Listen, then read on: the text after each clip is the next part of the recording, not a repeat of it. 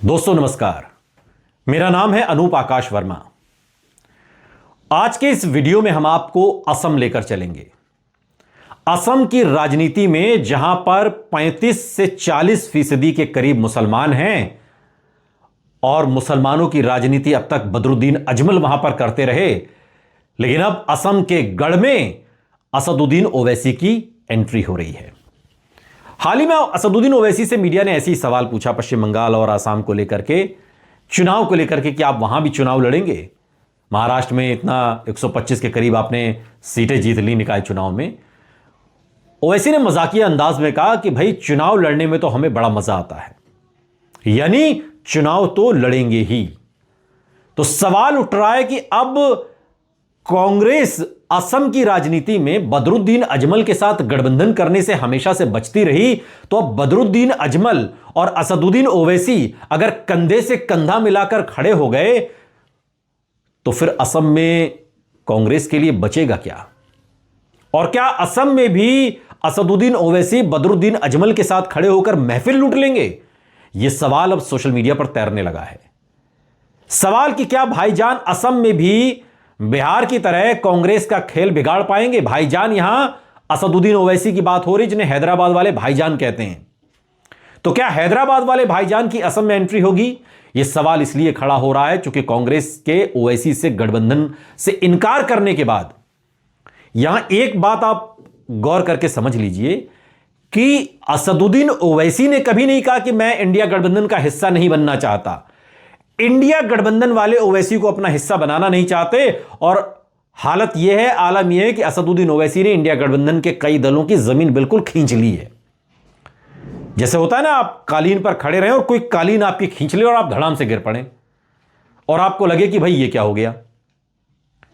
कांग्रेस के ओवैसी से गठबंधन से इनकार के बाद एआईयूडीएफ चीफ बदरुद्दीन अजमल अब ओवैसी से अगले विधानसभा चुनाव में गठबंधन चाहते हैं। और बदरुद्दीन अजमल का भी अच्छा खासा हिसाब किताब है। असम में 15 के करीब सीटें वो भी जीत रहे हैं पिछले चुनाव में। तो ऐसे में सवाल यह उठता है कि अगर बदरुद्दीन अजमल के साथ असदुद्दीन ओवैसी जुड़ जाते हैं तो कांग्रेस के लिए तो मैदान बिल्कुल नीलबटे सन्नाटा हो गया और लड़ाई सीधे हार्डकोर हिंदुत्व बनाम हार्डकोर मुस्लिम की हो गई। दो भाईजान की एक साथ असम चुनाव में आने की संभावना से कांग्रेस की मुश्किल बढ़ गई है। अब मुस्लिम वोटर्स के पास कंफ्यूजन की कोई गुंजाइश नहीं बचती। उनके सामने सीधे सीधे एक विकल्प है, ओवैसी और बदरुद्दीन अजमल का। उनसे बड़े हार्डकोर मुसलमानों के रहनुमा तो अब कांग्रेस बन नहीं पाएगी असम में। मुस्लिम वोटर्स के लिहाज से अहम असम में ओवैसी और अजमल कांग्रेस का खेल खराब कर सकते हैं। यह बहुत जमीनी हकीकत है। जो लोग हमें देख रहे हैं, सुन रहे हैं इस वीडियो के माध्यम से, वो मेरी बात से इत्तेफाक रखेंगे। असम विधानसभा चुनाव में पहले सूबे का माहौल गर्म होता दिखाई दे रहा है।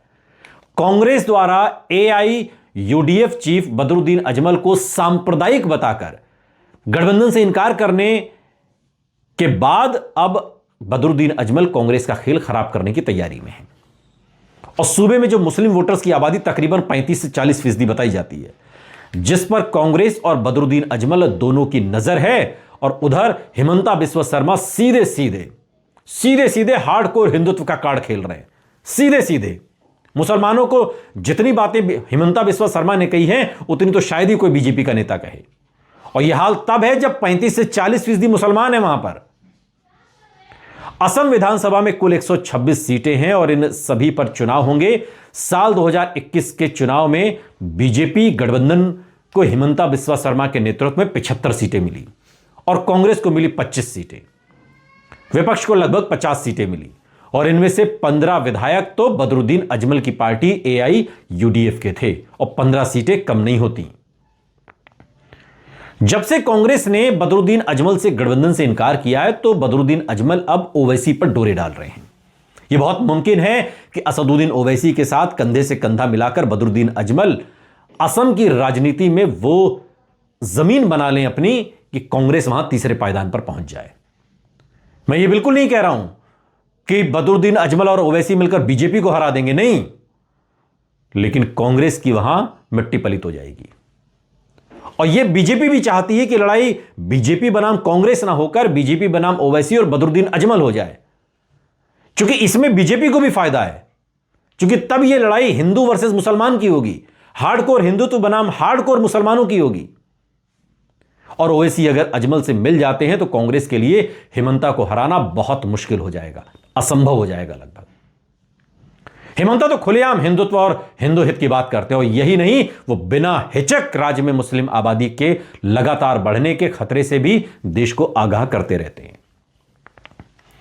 और ऐसे में यह तय है कि विधानसभा चुनाव में जबरदस्त ध्रुवीकरण होगा।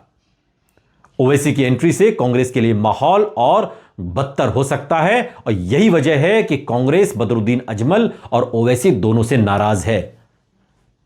लेकिन होना यह चाहिए कि कांग्रेस को असदुद्दीन ओवैसी और बदरुद्दीन अजमल दोनों के साथ गठबंधन करना चाहिए और तब चुनाव लड़ना चाहिए। ओवैसी हालिया बिहार चुनाव में भी कांग्रेस के साथ गठबंधन करना चाहते थे, कांग्रेस ने वहां भी झटक दिया। कांग्रेस आरजेडी ने बीजेपी को कथित रूप से सांप्रदायिक आधार पर ध्रुवीकरण न करने की रणनीति के तहत उनको टका सा जवाब दे दिया, और बाद में ओवैसी अकेले अपने दम पर कांग्रेस के बराबर लगभग सीटें लेने में कामयाब रहे। 6 सीटें उनकी हैं, 5 ओवैसी की। तो अब सवाल यह है कि क्या ओवैसी बदरुद्दीन अजमल के निमंत्रण को स्वीकार करके असम में भी कांग्रेस के सत्ता में आने के सपनों पर पानी फेर देंगे? क्या यह होने वाला है? क्योंकि अगर ऐसा होता है तो आप कांग्रेस के लिए तो मुश्किल समझिए, इसमें कांग्रेस के लिए संजीवनी अगर असम में कहीं कुछ है तो कांग्रेस अब एक गठबंधन का आकार ले, ओवैसी को शामिल करे इंडिया ब्लॉक में, बदरुद्दीन अजमल को भी शामिल करे और तब चुनाव लड़े। तब तो बीजेपी के साथ दो हाथ करने में मजा है, वरना तो यह लड़ाई बीजेपी वर्सेस एआईयूडीएफ और एआईएमआईएम की होगी। कांग्रेस इसमें तीसरे पायदान पर होगी।